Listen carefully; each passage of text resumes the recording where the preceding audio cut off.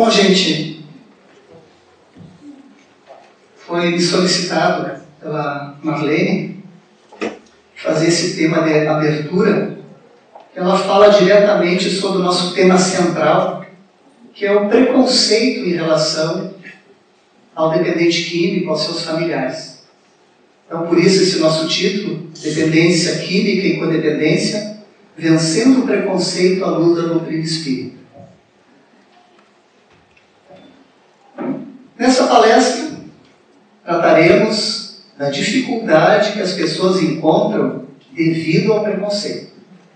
Sejam elas familiares ou mesmo os dependentes químicos, para buscarem o que a gente chama da ajuda essencial.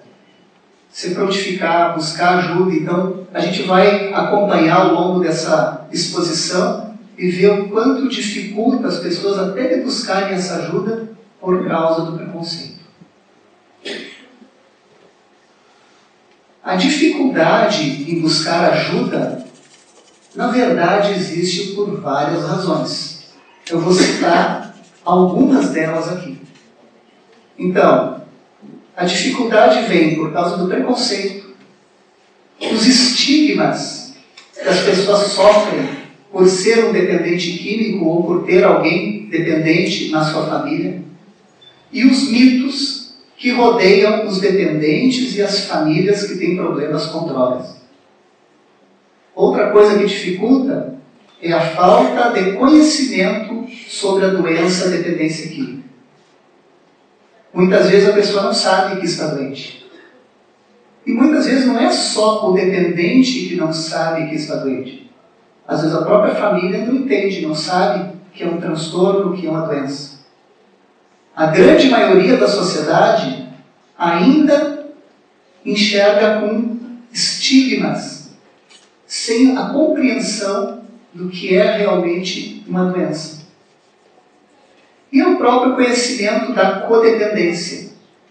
Para quem não sabe, esse termo codependência é o familiar, é o amigo, é aquela pessoa que sofre, preocupada, se deprimindo, muitas vezes não conseguindo nem trabalhar, às vezes ficando mais adoecidas até que o dependente, o seu familiar que usa substância química. Então, aquele que sofre por alguém que usa a substância química, nós chamamos de codependente, que é muito desconhecido ainda. Até, embora sendo bastante veiculado e divulgado o termo codependência, já década de 80, 70, já se falava em codependência, até hoje a ciência médica não tem um CID, um Código Internacional de Doença, porque não considera a codependência uma doença. Olha como é que nós estamos nos dias de hoje. Eu vou procurar nessa palestra falar o preconceito sobre algumas áreas em especial. O preconceito pelo próprio profissional da área da saúde, o preconceito nas escolas, o preconceito na sociedade, o preconceito do governo, o preconceito da própria família e o preconceito do próprio dependente.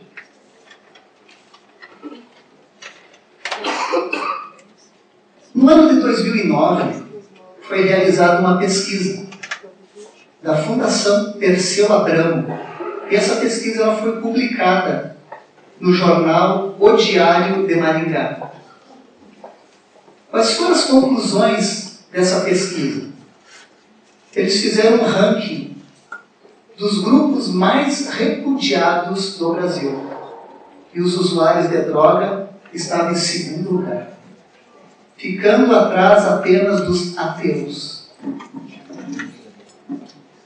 O preconceito é acentuado devido à escalada da violência ligada ao tráfico. Então isso é o que traz o maior preconceito contra o dependente químico. Muitas pessoas acreditam que todo usuário está ligado ao crime, o que não é verdade.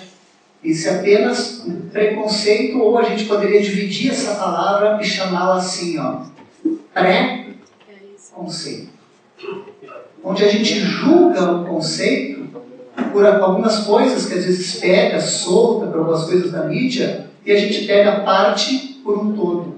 E acha que todo usuário está ligado ao tráfico, e não é. A grande maioria do usuário é uma pessoa que está adoecida, que está dependente, e ela consome, ela não trafica. E, portanto, ela não está ligada diretamente à violência, ela está doente e precisa de tratamento, e não de cadeia. Mas o preconceito faz com que todo mundo seja visto da mesma forma. Essa pesquisa ainda traz que os viciados em drogas aparecem em primeiro lugar entre as pessoas que menos o brasileiro gostaria de encontrar na rua, representando 35% dos entrevistados. Enquanto que nós vemos pessoas que fazem justamente o contrário. Grupos voluntários que vão em busca do contato, de tratar, e que tratam até nas ruas.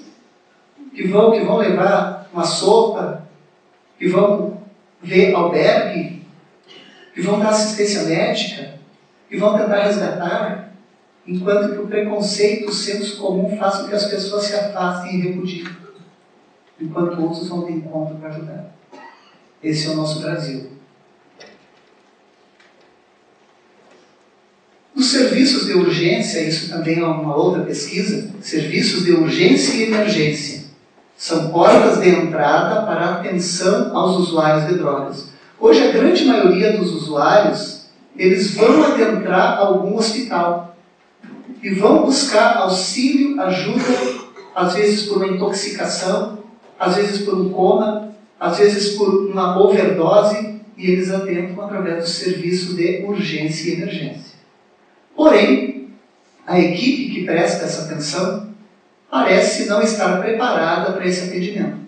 Além dos serviços de referência, não estarem totalmente articulados entre si, o que dificulta o encaminhamento e a continuidade do atendimento. Certa vez na cidade de Santo Ângelo, há alguns anos, quando começou a se espalhar o crack além de São Paulo e começou a tomar conta de todas as cidades, na cidade de Santo Ângelo, conversando com um colega no serviço de urgência e emergência, eu vinha chegando no hospital para ver um paciente e cumprimentei ele. Ele estava saindo do plantão e eu perguntei, e aí, como é que foi? Como é que está? Ah, estou muito mal. Foi um plantão terrível. Depois que começaram esses craqueiros a vir para cá, ficou um inferno esses plantões. Né? Então, a dificuldade dele era conseguir lidar, entender, aceitar, porque dobrou o grau de dificuldade de atendimento. Juntamente com o despreparo daquele profissional, que poderia ser qualquer outro, que já trabalhava há muitos anos no plantão. Mas simplesmente começou a onda do crack a chegar e ele era a mesma pessoa, atendendo o mesmo tipo de clientela do hospital. Então ele não foi preparado para atender o dobro da demanda e com aquele tipo de doença, de problema. Então gerava uma angústia, uma ansiedade e um desgaste muito maior do profissional. Não havendo preparo, nem na urgência, também não havia o preparo, como até hoje ainda é complicado, do serviço em rede. Chega lá, eu dou o primeiro atendimento e eu faço o quê? Eu encaminho para onde? Quem é que vem? Quem é que dá continuidade? Então, em muitos locais, isso aí não está articulado, o que dificulta o tratamento. A qualificação desses profissionais deve fazer parte de um conjunto de ações dos serviços de saúde integrados, visando uma maior qualidade nos atendimentos aos indivíduos que fazem uso abusivo de álcool e substâncias ilícitas.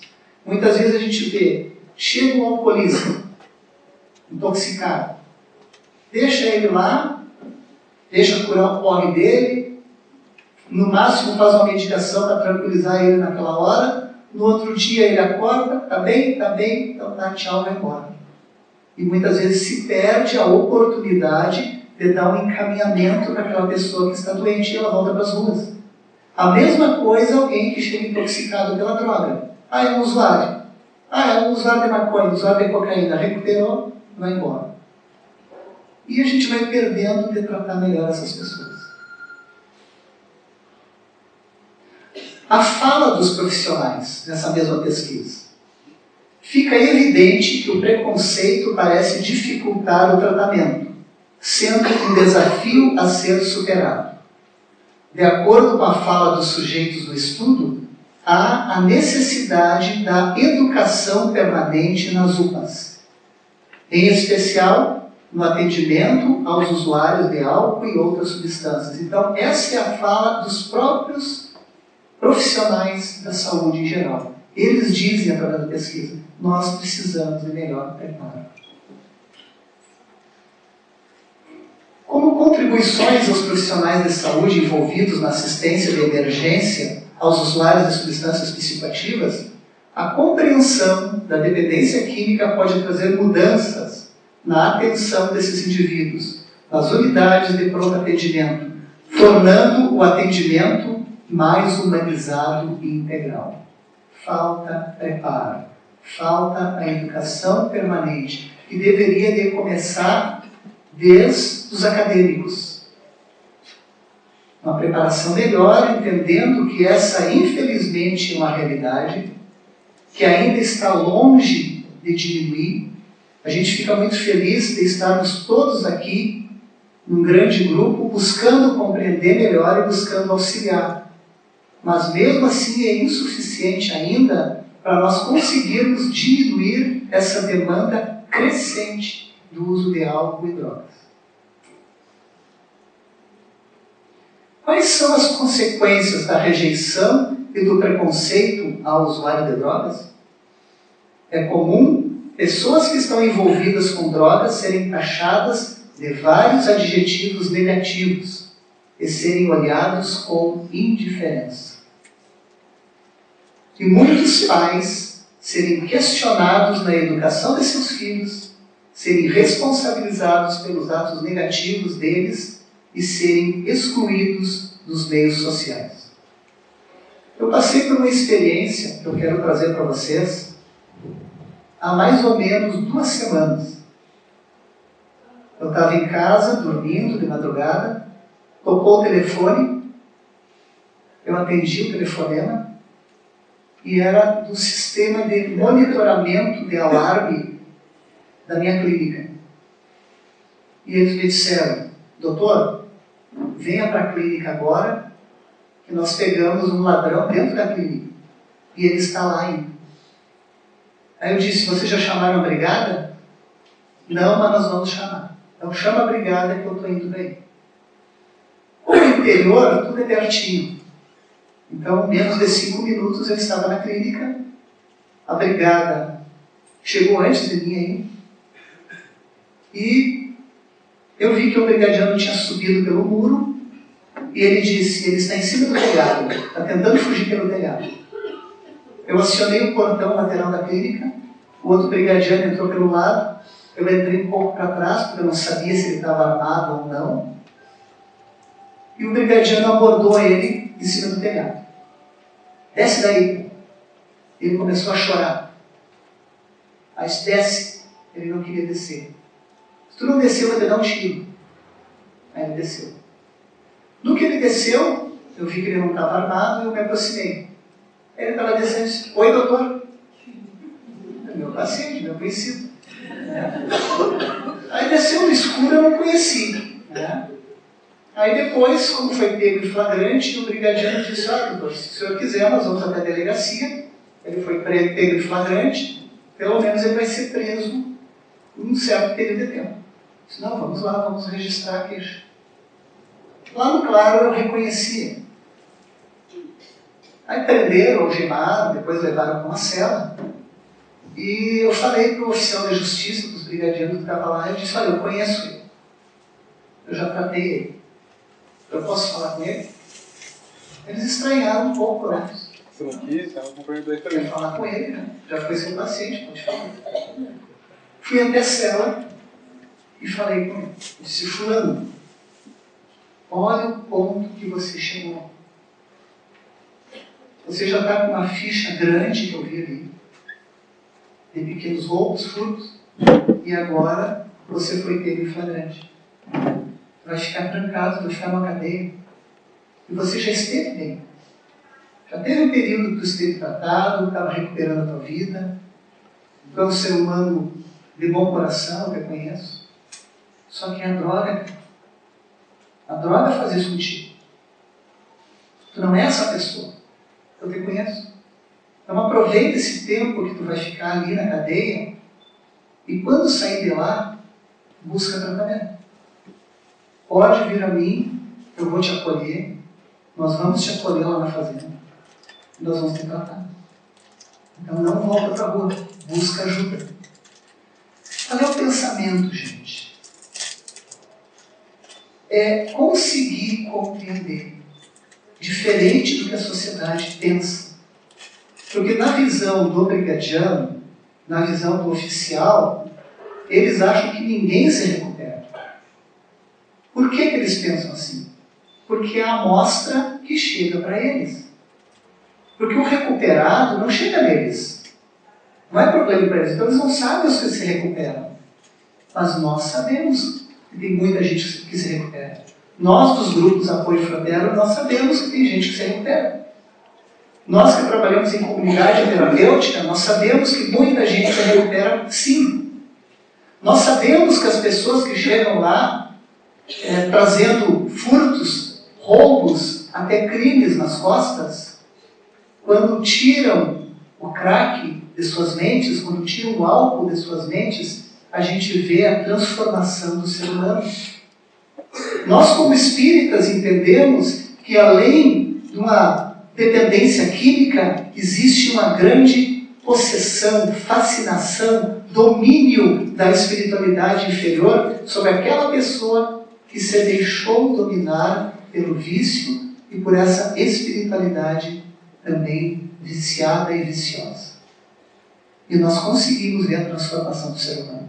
Então, por isso, conversar naquele momento, tentando sensibilizar, tentando dizer assim, olha, eu te entendo, eu te compreendo, porque se eu não faço isso naquele momento, de repente ele vai pensar, eu nunca mais vou poder voltar lá no Dr. Edson, eu nunca mais vou poder voltar na Fazenda Paraíso, porque ele me pegou roubando na clínica dele. Então ele tinha que saber naquele momento que eu compreendia ele, e que ia acolher ele para ser tratado. Mais do que isso eu não posso fazer, porque aí vem o livre-arbítrio dele, de querer ver o fundo de poço que ele entrou e querer buscar ajuda. E nós estamos prontos para ajudar. Isso é a gente entender essa doença sem o preconceito. Porque se a gente fosse pelo senso comum, o que a grande maioria das pessoas iria pensar? Que desgraçado. Né? Tratei, ajudei, agora veio roubar justamente minha clínica. Só que, gente, quando eles estão dominados pelas drogas, eles roubam a própria mãe. O próprio pai, por que eu ia tentar me roubar? A doença é assim. É comum na sociedade buscar o afastamento de envolvidos com drogas. Principalmente quando falamos em termos de companhia. Como se a dependência fosse uma doença contagiosa. E ela não é contagiosa. Esse afastamento não atinge tão somente o usuário, mas toda a sua família. Nós, por sermos espíritas, a gente às vezes não se sente numa ilha? Quem já se sentiu assim, como se estivesse numa ilha, levanta o braço? Só por ser espírita. Olha aí.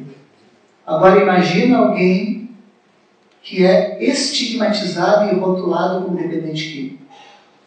Fica numa ilha. As pessoas se afastam, todo mundo se afasta. Como nós presenciamos algumas vezes no nosso grupo Apoio Fraterno. Tem pessoas que buscam ajuda no grupo e todo mundo some. Os familiares somem, a sociedade some. Às vezes é o dependente sozinho buscando ajuda, ou o dependente é um irmão, o dependente é um familiar e some. E aí quando o dependente morre, como aconteceu há pouco tempo em Santo Ângelo, foi um dos velórios com mais gente, eu nunca tinha visto tanta gente naquele velório. Eu fui até aquele velório. Era uma pessoa que já tinha sido tratada conosco no grupo Apoio Fraterno. Eu fui até o velório para orar por ele, mas também pelo seu único familiar que ia ter um grupo para tentar ajudá-lo. Foi um velório que eu acho que a minha participação foi mais intensa e ao mesmo tempo mais curta. Eu tinha tanta gente lá que não tinha nada a ver com aquela pessoa, que nunca ajudou. Eu simplesmente cheguei, fiz a minha oração para aquele irmão que tinha desencarnado, fui, abracei seu familiar, que sempre foi no grupo, disse as palavras que eu achei importante dizer para ela naquele momento, que nós éramos uma família, que o apoio fraterno estava de braços abertos para acolhê-la, e fui embora daquele momento. Eu nunca vi aquelas outras pessoas. Estavam lá, uns rindo, outros contando piada, coisa de velório, né, gente? É comum dependência química ser sinônimo de bandido, delinquente, vagabundo, desajustado, e mais sinônimos e outros adjetivos desse gênero. Para a psicologia, quando estigmatizamos ou somos em demasia rotulados, o inconsciente acaba assumindo para si tais rótulos e estigmas. Essas palavras que eu vou ler agora não são minhas, mas com certeza poderiam ser minhas. Poderiam ser da Denise, que é psicóloga, poderia ser da Marlene, que é psicóloga, poderia ser do Alejandro, que é psiquiatra, poderia ser de qualquer pessoa que trabalha com dependente químico. E essa pesquisadora disse o seguinte: por várias vezes, conversando com pessoas dependentes, elas me perguntavam o porquê de eu perder tempo com eles. Diziam que eles não valiam nada, e assim, muitas vezes, duvidavam até mesmo de nossa ajuda. Olha o ponto que chega uma pessoa adoecida. Ela quase está ali em vida, fisicamente, com sua alma adormecida ou quase morta, porque não acredita mais nela.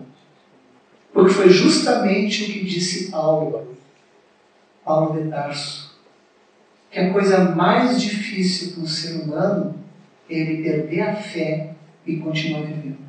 E esse ser humano perdeu a fé em tudo. Perdeu a fé em Deus, perdeu a fé na família, perdeu a fé na sociedade, perdeu a fé naquele médico que estava tentando tratá-lo e perdeu a fé em si mesmo. Olha o ponto que chega o preconceito. Quantas famílias acabam por ficarem doentes emocionalmente por se culparem pela doença do filho, atingindo estágios elevados de codependência devido a esses fatores que são os estigmas do preconceito. Estigmas do preconceito. Quem trabalha nos grupos apoio fraterno, quem trabalha num consultório atendendo dependentes químicos, quem trabalha em comunidades terapêuticas, sabe, e na minha opinião, uma das palavras mais bonitas que existe no nosso dicionário é a palavra recuperação.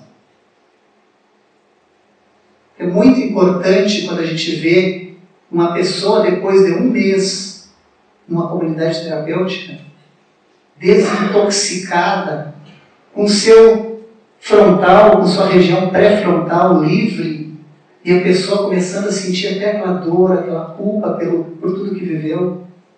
Mostrar o arrependimento, mostrar sua dor, sua tristeza, com aquilo que fez com a mãe, com aquilo que fez com a sociedade, e começar com garra a querer uma vida diferente.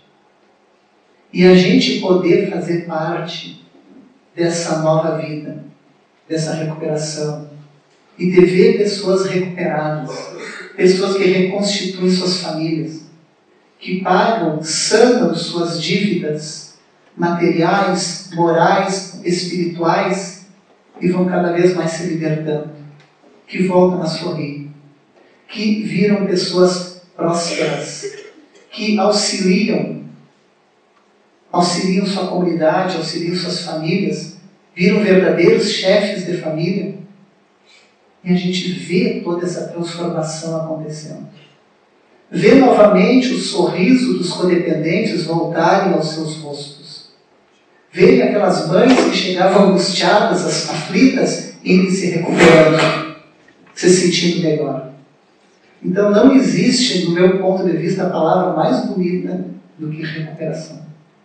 Mas a gente só vai conseguir isso se a gente entender e tiver garra para saber que existe tratamento e que o preconceito tem que estar longe de nós.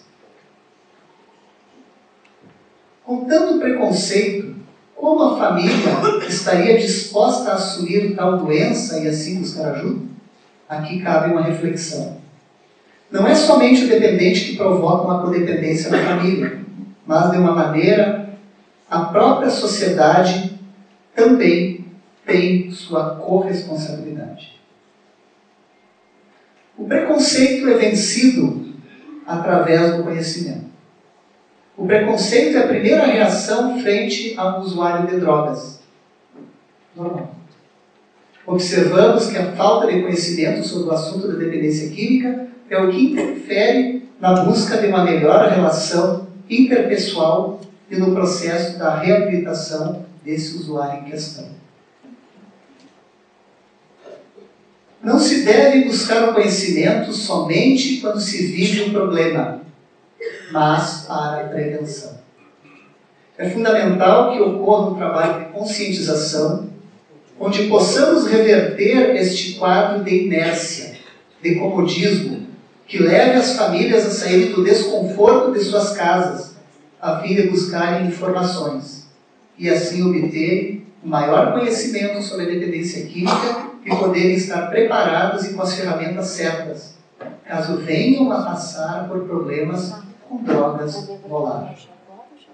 Esse papel de prevenção é tão bem feito já na nossa doutrina espírita, através das evangelizações, através de exposições e aberturas na casa espírita para se falar sobre drogas.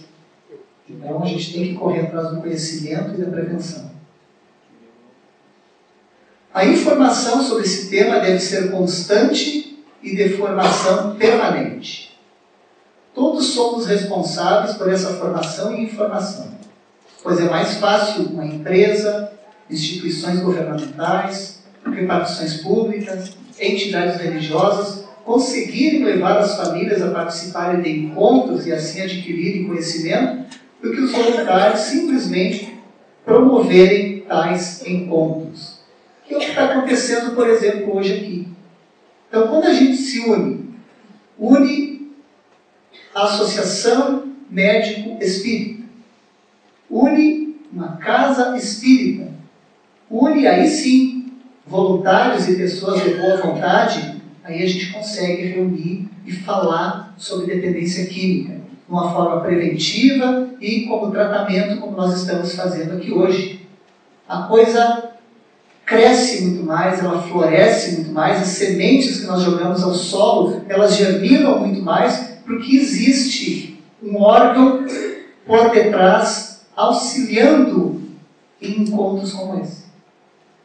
Por isso, a nossa AME Brasil, o nosso Departamento de Saúde Mental da AME Brasil está junto, porque unidos nós somos mais fortes. E aí nós conseguimos ir mobilizando mentes, consciências, para que se tornem realmente conscientes em relação à prevenção, ao preconceito e à doença, dependência e codependência química. Muitos valores, conceitos de vida são construídos no dia a dia junto com a família. É preciso investimentos de recursos financeiros, disposição e prioridade para levar a prevenção às crianças, jovens, mas sobretudo às famílias. É mais fácil uma família retardar o consumo de álcool, preste atenção, vou repetir, é mais fácil uma família retardar o consumo de álcool ao adolescente do que esperar que ele, numa festa, junto com os amigos, evite de beber. Tem que começar em casa. Tem que começar na família. Nós somos espíritas, nós somos conscientes do quanto a influenciação espiritual vem até nós de acordo com aquilo que nós pensamos, de acordo com os nossos atos e de acordo com aquilo que nós comemos e bebemos. Eu falo sempre isso, Eu vou desencarnar falando isso. Por que dão a água gentilmente para a gente tomar durante uma palestra e não dão uma tacinha de vinho? Por que dão água para a gente beber aqui e não dão uma cervejinha? Porque todo espírita sabe que a água é o meio mais puro que tem. E ele é fácil de absorver as vibrações, as boas vibrações que nós estamos emanando aqui nesse congresso.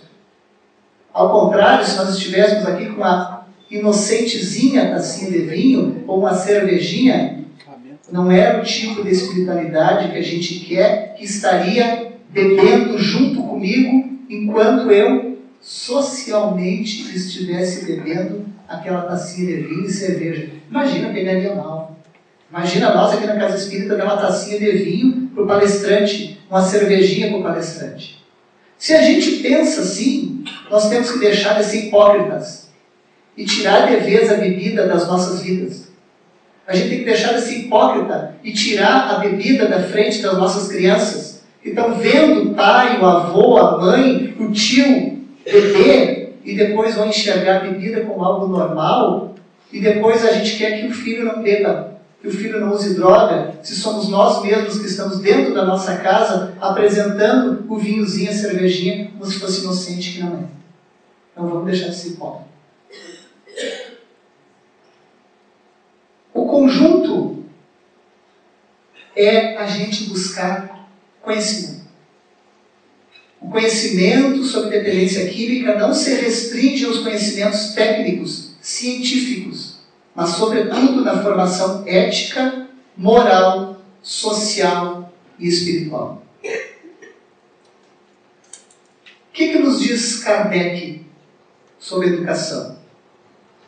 Há um elemento que se não costuma fazer pesar na balança, e sem o qual a ciência econômica não passa de simples teoria.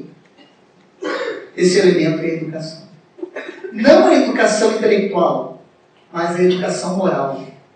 Não nos referimos, porém, à educação moral pelos livros, e sim a que consiste na arte de formar caracteres, a que incute hábitos.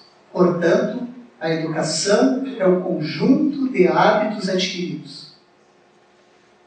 Considerando-se a aluvião de indivíduos que todos os dias são lançados na corrente da população, sem princípios, sem freio, e entregues a seus próprios instintos, serão de espantar as consequências desastrosas que daí decorrem?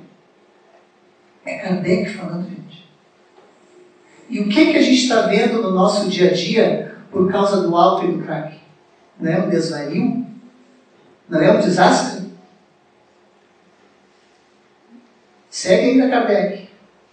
Quando essa arte for conhecida, compreendida e praticada, o homem terá no mundo hábitos de ordem e de previdência para consigo mesmo e para com seus, de respeito a tudo que é respeitável, hábitos que lhe permitirão atravessar menos penosamente os maus dias inevitáveis.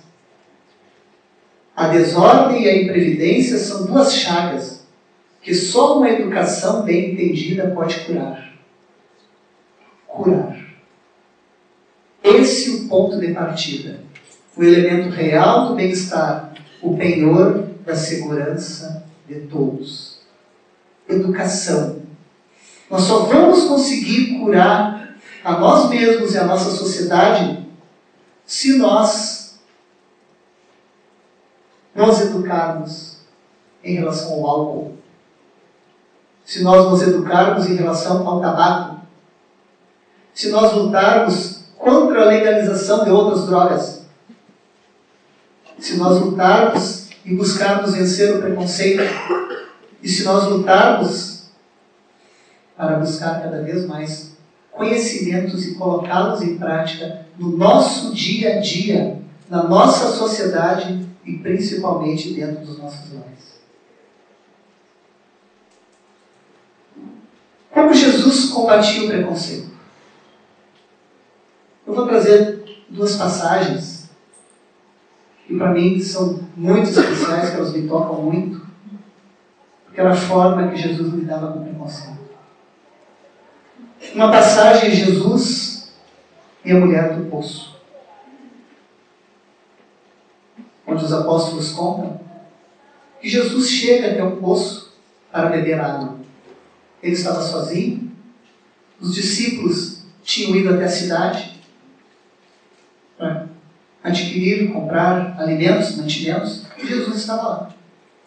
Se aproximando do poço, com sede, tinha uma mulher que estava tomando água. Jesus chega até ela e pede emprestado a canequinha dela para poder tirar a água e beber. Era um poço fundo e eles tinham uma canequinha com a haste longa onde eles pegavam a água para beber. E a mulher disse para Jesus: mas você é judeu, eu sou samaritana, eu não posso lhe dar minha canequinha. Aí Jesus disse para ela: mas se você viesse a mim sedenta, pedindo água, eu daria a você. Aí a mulher disse: você está dizendo isso porque quem tem a canequinha sou eu. Aí Jesus disse para ela: mas eu tenho uma água que mataria verdadeiramente a tua sede. E a mulher, equivocadamente, pensou que Jesus falava de outra coisa, de ordem sexual. E ela se interessou em dar de beber a ela e matar a sua sede. Jesus, compreendendo isso, disse para ela que ela trouxesse seu marido. Aí ela disse: mas eu não tenho marido. E aí Jesus disse: realmente, você não tem marido. Você já teve um marido que saiu da sua vida. Já teve outro que saiu da sua vida. Realmente, esse que está com você não é seu marido. Olha o que Jesus conseguia, através da sua mediunidade, saber dela. E aí ela se deu conta de que Jesus era Jesus. E se deu conta de qual a água que Jesus queria dar a ela, verdadeiramente, sem preconceito, mesmo sabendo que ela era uma samaritana e ele um judeu. Então isso não passava por Jesus. A outra passagem que todo mundo conhece é a passagem da mulher adúltera, onde um grupo de pessoas chegam numa praça onde estava Jesus, com uma mulher, e dizem a Jesus: essa mulher foi pega em franco adultério. A lei de Moisés diz que nós devemos apedrejá-la. O que você diz, mestre? Era uma armadilha para Jesus. Por que uma armadilha? Porque se Jesus dissesse: cumpra-se a lei, iria contra a todo o amor que Jesus pregava e exemplificava, e mandar apedrejar aquela mulher. Se Jesus falasse contra o apedrejamento, ele iria cair na contradição que eles queriam, que era ir contra a lei de Moisés, e a opinião pública da época e a sociedade da época iria cair em cima de Jesus. Jesus não disse nem sim, nem não, não foi nem a favor, nem contra. Dizem as Escrituras, dizem os apóstolos, que Jesus simplesmente baixou a cabeça e começou a riscar na areia. E quando ele riscava na areia, dizem que ele escrevia determinadas palavras, tipo ladrão, mentiroso, adúltero, hipócrita, preconceituoso, e vários atributos, entre aspas. E disse: quem não tiver pecados, que atire a primeira pedra. Quando as pessoas se aproximavam para jogar a pedra e viam o que estava escrito na areia, se identificavam com alguma das palavras, largavam sua pedra e ia embora, porque eles temiam Jesus. Ele sabe o que eu fiz. E vai me desmascarar aqui se eu tentar jogar essa pedra. E largava a pedra e ia embora. E começou pelos mais idosos, porque tiveram mais tempo para pegar. E largaram essas pedras, e assim foi indo até os mais novos, até o momento que ele olha para a mulher e diz: mulher, cadê os que te condenam? Cadê os preconceituosos que estavam te condenando? Trazendo para o nosso tema, né? E ela disse: não tem ninguém, foram todos embora. Então Jesus simplesmente disse para ela: vá, mas não volte a pecar. Jesus nunca condenou. Jesus nunca teve um preconceito para com aquela pessoa, mesmo não concordando com o ato dela. Mas disse: vá e não volte a pecar. Essas são as referências que nós usamos para fazer essa exposição. Fica o meu agradecimento por todos vocês estarem aqui nesse dia. De coração, desejo que todos nós tenhamos um excelente congresso. Virão expositores agora abordando a dependência química sobre vários aspectos, vários ângulos. Prepararam-se, vinha meses se preparando para isso, com todo carinho. Eu tenho certeza que nós vamos sair ao final desse dia muito enriquecidos com as experiências que eles vão trazer para nós, os seus conhecimentos, mas eu tenho certeza que eu conheço a cada um deles. Nós vamos sair aqui enriquecidos de toda a experiência e amor que eles vão transparecer aqui para nós. Muito obrigado, queridos, e um bom congresso a todos nós.